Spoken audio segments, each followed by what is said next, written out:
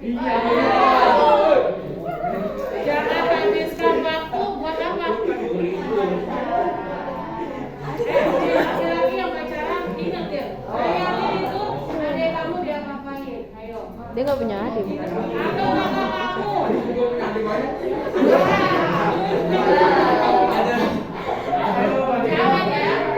Jawab ya. Ibu tahu usia kalian tuh usia yang lagi berkembang ya. Uber ya, ya. Usia yang lagi suka sama cewek atau cowok ya. Sendalnya di pojok mana aja tahu gitu. Iya kan?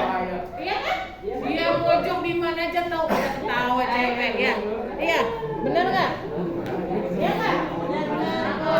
Terus usia lagi mengeksplor diri. Ini lo gua, ya kan? Apalagi yang cowok-cowok nih usia, gua bisa kok berontak. Ya kan? Biasanya kayak gitu. Kamu ini dibilang anak-anak juga bukan? Dibilang dewasa belum? Tengah-tengah. Aja ya. Aja. Jangan pacaran. Kamu ayatnya ada. Langsung aja kalau dalam Islam itu nanti menikah kalau ya kayak ibu langsung kan.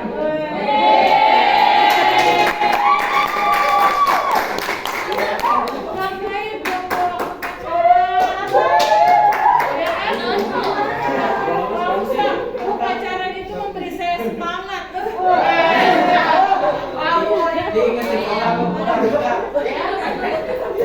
Kayak jadi coklat ya. Kalau pacaran gitu kan, nggak kelihatan. Kayak Lesti sama Bilar ya, cinta mata ya. Budi Bu. Nah yang kedua ini norma sosial. Nah norma sosial itu apa sih? Norma sosial itu apa? Aturan pergaulan dalam masyarakat yang apa? Menata tindakan manusia. Seperti misalnya bagaimana berbicara sopan. Nah ini udah mulai bergeser nih nilai sosial di masyarakat ya. Ada yang jalan selonong boy aja ada ya? Ada. Ya. Atau misalnya kamu disuruh ibu kamu nih ke warung, terus kamu jalanin emak-emak tuh ya, mama yang pada gosip ya. Jalan aja. Itu nggak boleh. Harusnya gimana? Anak siapa itu? Bagus banget buat mantu saya, misalnya kan gitu ya. Iya kan? Orang kalau melihat akhlaknya bagus ya, itu kita terpesona nggak? Ya, terpesona nggak? Iya kan? Misalnya ada nih yang cowok nih, cewek muslimah, cantik, sopannya luar biasa. Bagus kan? Hiasi diri kamu dengan akhlak karim, ya. Jangan apa sih namanya tuh jadi cewek atau jadi cowok berasak brusuk gitu ya. Jangan. Jadikan diri kamu apa? Berharga. Misalnya kamu suka banget sama cowok itu, pura-pura aja nggak suka.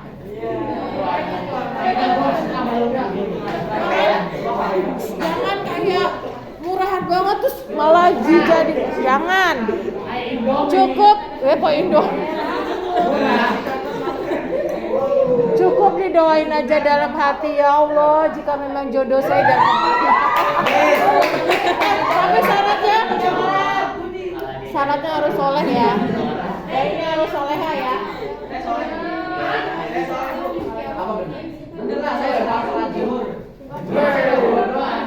Sholat zuhur asal perut nggak? Lanjut ya. Nah, yang keempat ini norma. Nanti nggak boleh judi. Ini melanggar norma agama.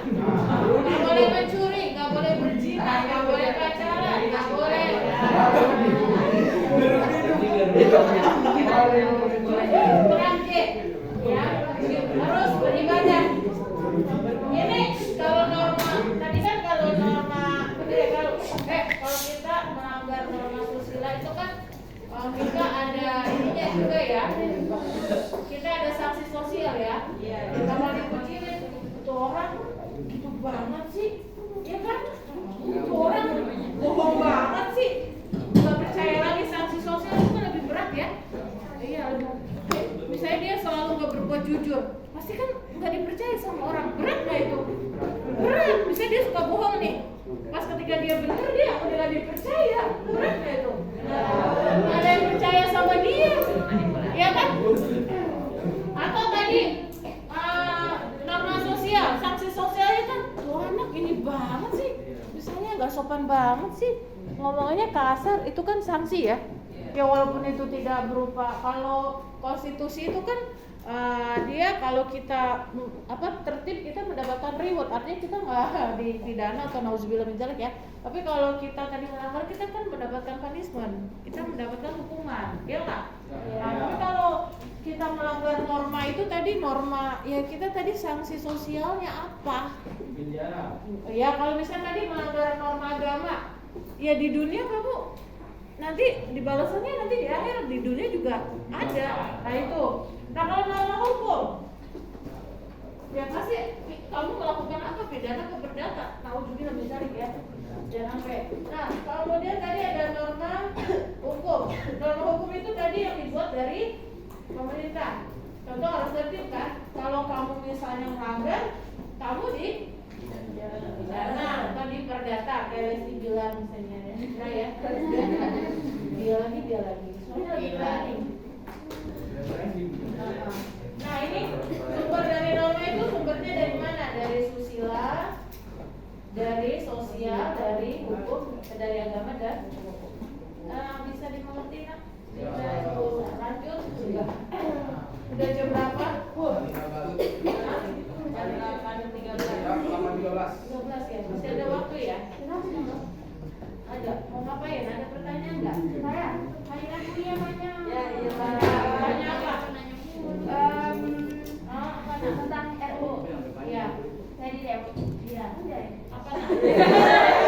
Wah. Kalau apa? Jalan DPR, kan beberapa waktu lalu DPR mengesahkan RU. Yang kemarin. Bahwa yang menghina presiden, DPR dan lain-lain akan dipenjarakan kurang lebih 1 tahun. Namun apakah kita benar-benar menghina? Mungkin kita cuma mengkritik.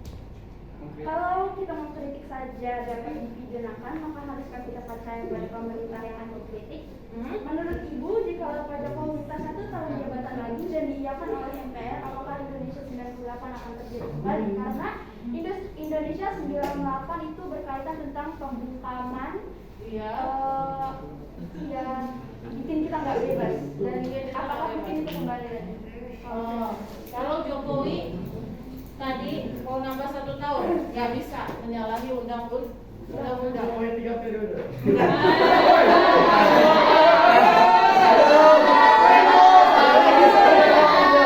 Sebenarnya ini kan gini ya, apa ya?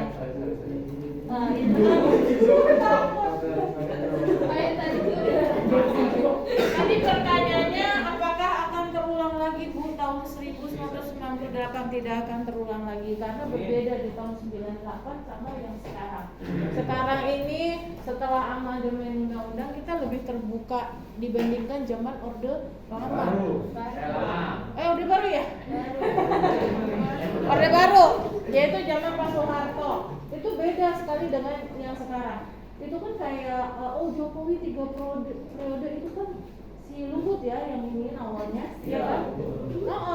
Terus kan akhirnya bikin masyarakat marah. Terus gini loh, sebenarnya itu sengaja seperti itu gimana nih masyarakat menerima atau tidak? Tapi kan tidak bisa menyalahi undang-undang. Presiden hanya dipilih 2 periode, ya. Mau di demo, ya nggak bisa. Paling memang nanti partai yang bakal naik ya PDI lagi. Dia juga. Nah, seperti itu. Kalau sampai terjadi kayak tahun 98, insya Allah enggak ya? Insya Allah enggak. Tapi memang sekarang ini di 2024 mau menuju itu kan udah persiapan. Udah persiapan panas, kemudian udah mulai muncul calon-calon dan lain sebagainya. Memang seperti itu, menarik simpati masyarakat. Bagaimana nih masyarakat tadi memilih, ya kan? Ya kalau menurut Ibu sih PDI bakal naik lagi, tapi nggak Jokowi. bisa jadi puan, bisa jadi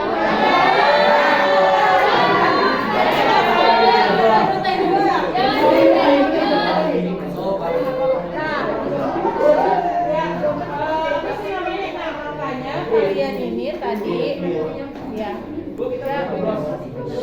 Kamu usianya udah berapa? 17 tahun depan. Kamu nanti di 2023 ya, udah lulus SMA belum? Kelas berapa? Ya, belum nyoblos. Nanti kalau kamu punya KTP, ya kamu harus tadi partisipan tadi minimal ya, pasif. Jangan apatis masa bodoh gitu. Bu saya mah presidennya siapa aja, tetap aja maaf saya jadi tukang ojek Bu. Ya jangan gitu. Ya. Jangan kayak gitu. Itu namanya apatis, tidak peduli. Kalian harus, ini kok ngobrol sendiri sih? Ibu ngobrol apa, kamu ngobrol apa? Tadi cukup terwakilkan nggak apa yang Ibu jawab? Tidak akan terulang lagi karena berbeda tahun 9 orde lama, orde baru dengan era reformasi. Sekarang kan lebih terbuka ya. Kayak kita menghina presiden, tapi sebenarnya juga memang undang-undang itu, kalau dulu kita nggak berani menghina presiden. Kalau sekarang kan meme presiden itu luar biasa ya. Itu melanggar norma nggak? Norma sosial nggak melanggar? Norma agama melanggar nggak? Norma hukum melanggar nggak? Boleh nggak kita menghina seseorang? Nggak boleh. Nih, ada istilah bagus nih, ada peribahasa bahasa Arab namanya mahfuzat ya. Ibu pernah belajar itu. La tahtakir mandunaka falikul syai'in maji. Ada yang tahu nggak? Amin. Bukan.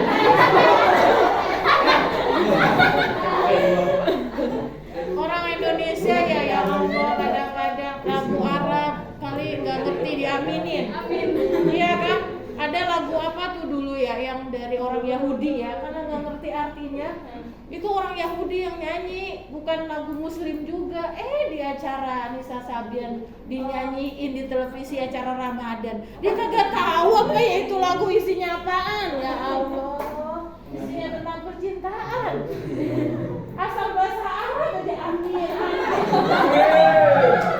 Itu bukan hadis, itu bukan Al-Quran, bukan. Itu mahfuzah, itu bahasa. Artinya gini, latah takir mandunakal falikul syai'in majiyah. Janganlah kalian menghina seseorang, karena setiap sesuatu itu pasti ada kelebihannya. Nah, ya kan? Itu bukan hadis ya, itu bukan Al-Quran, bukan ini, itu peribahasa Arab. Bukan, iya jangan amin loh, jangan. Ya. Makanya perlunya kamu belajar bahasa Arab gitu. Tadi memahami Al-Qur'an. Ada nggak di sini yang bisa bahasa Arab? Museum. Apa jangan bilang lebih?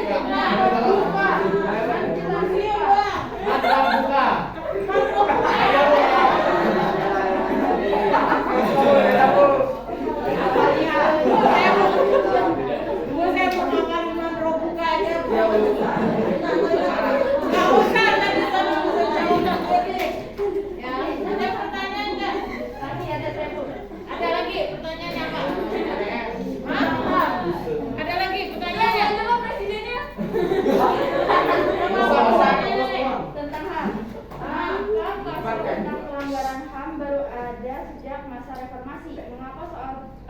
Mengapa saat zaman Orde atau saat masa kepemimpinan Soeharto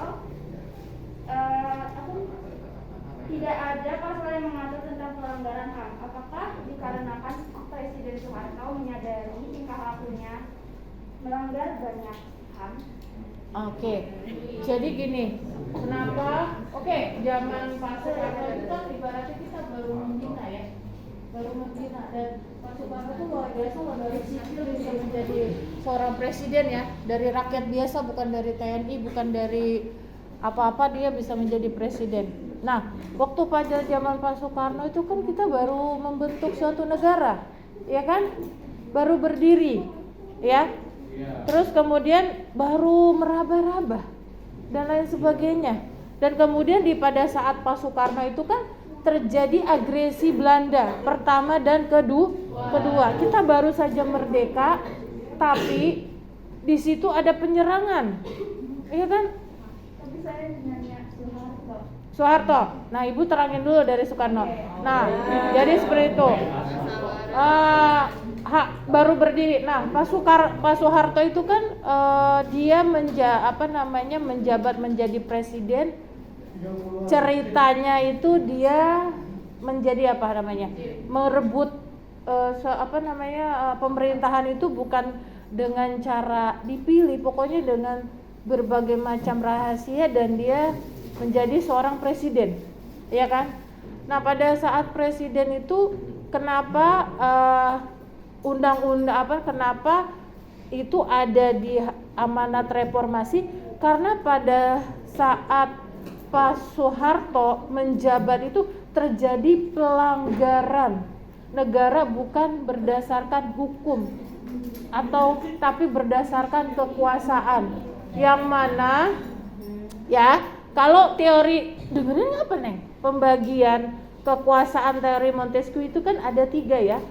Kenapa ada pembagian kekuasaan? Supaya tidak otoriter kepemimpinannya.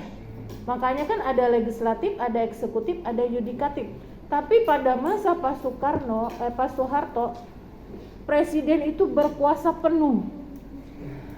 Ya, kuasanya penuh. Kenapa bisa penuh? Karena dia punya kekuatan di situ, merasa kuat, dan itu banyak sekali pelanggaran pada saat Pak Soeharto menjabat. Kayak misalnya itu hanya 3 partai yang kuning, yang hijau, sama yang merah. Nah, itu pada saat itu kita dipaksakan, ketika misalnya pada zaman itu yang PNS itu harus milih partai kuning.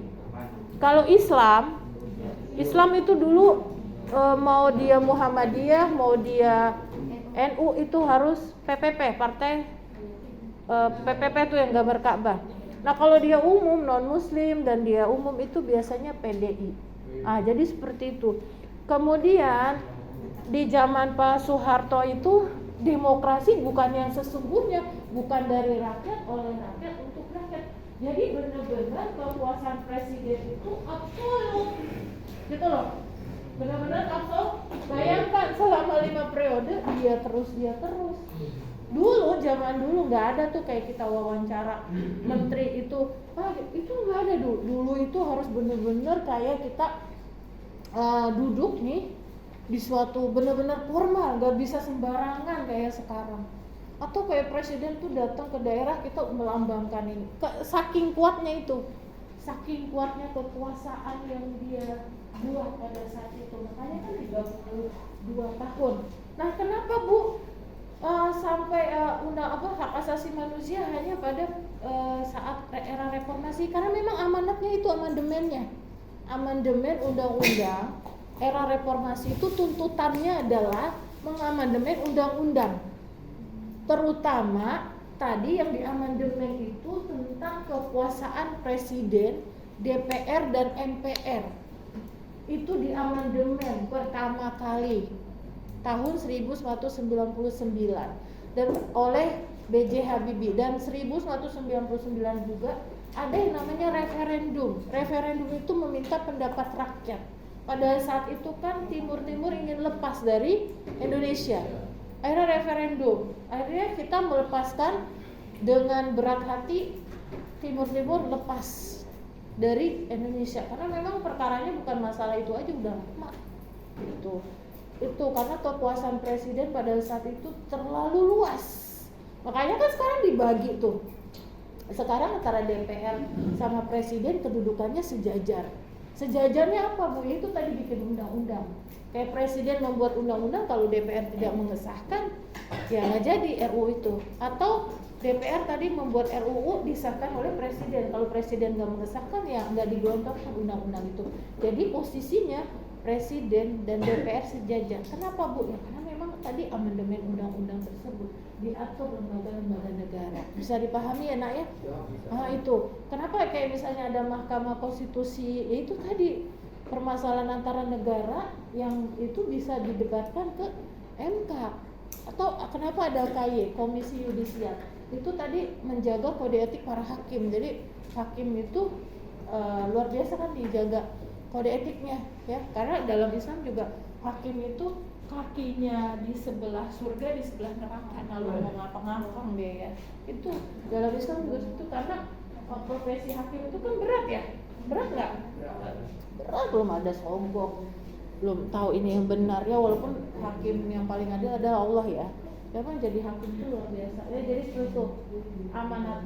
Sudah bisa dimengerti kenapa di reformasinya adanya hak asasi manusia di amandemen pas reformasi, karena memang amanat tadi undang-undang ya, amanat reformasi. Dan di saat Pak Soeharto itu terlalu apa ya, ya ibu mengalami ya, kita nggak bisa demo, nggak ada demo-demoan, nggak bisa, nggak ada demo kayak sekarang masih demo turun, nggak ada, nggak boleh. Kayak kamu tahu Iwan Fals itu sering nyanyi lagu kayak bento itu sering masuk keluar penjara itu. Dia kan mengkritisi Orde Baru dengan lagu-lagu itu. Coba kamu dengerin. Kalau sekarang kan Iwan Fals lebih ke melo ya, lagunya percintaan, karena udah nggak ada yang kritik lagi mungkin. Zaman dulu ya seperti itu. Atau dulu nggak ada preman ya, zaman dulu tuh preman. Ibu tebaran tuh pernah dulu juga ibu waktu masih kecil tuh di rumah ibu ada penemuan orang mayat dipotong-potong itu ada tatonya. Ada deh pokoknya kayak gitu, menghina presiden udah langsung dicari. Atau ngelawak nih ya si Pandra. Itu bener-bener nggak bisa kita ngelawak kayak sekarang sembarangan. Bener-bener tegang. Coba kamu bayangin. Bener-bener tegang. Sambung. Itu ya. Nah makanya pada ya coba kamu tanya ibu kamu, pasti ibu kamu hidup di zaman Orde Baru. Orde Baru. Bagaimana demokrasi pada saat itu? Ya walaupun tadi memang harga-harga stabil. Terus kita klimaksnya itu kan kenapa ada reformasi, karena memang ada krisis ekonomi saat itu di Asia. Kalau sekarang kan kita belas berita di 2023 seluruh dunia. Kalau dulu di Asia itu terjadi krisis moneter. Pertama, terakhir karena presiden juga udah tua, terus kita terjadi krisis moneter. Akhirnya itu kayak kamu lihat kayak Amin Rais itu merupakan dulu yang sekarang duduk di DPR. Kayak siapa ya? Anies Urbaningrum. Itu mereka dulu mahasiswa demo yang mengkritisi kebijakan Orde Baru. Orang-orang yang duduk itu mereka dulu mahasiswa yang vokal itu loh. Mereka mahasiswa pintar vokal. Sekarang ya entahlah kadang ke bawah ya, akhirnya juga terjadi korupsi dan lain sebagainya. Iya kan? Amin Rais itu adalah mereka tokoh-tokoh reformasi. Makanya mahasiswa itu sebagai penggerak pada saat itu.